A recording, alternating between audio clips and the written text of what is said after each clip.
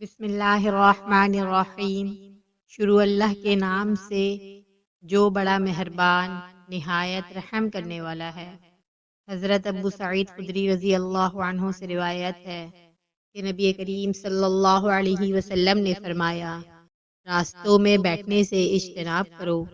صحابہ نے کہا، اے اللہ کے رسول، ہمارے لیے راستے کی مجلسوں کے بغیر جن میں بیٹھ کر ہم باتیں کرتے ہیں کوئی چارہ نہیں ہے۔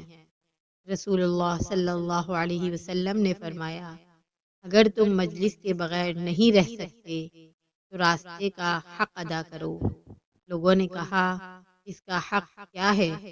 آپ صلی اللہ علیہ وسلم نے فرمایا، نگاہ نیچی رکھنا، تکلیف دہ چیزوں کا راستے سے ہٹانا، سلام کا جواب دینا اور اچھائی کی تلقین کرنا اور برائی سے روکنا۔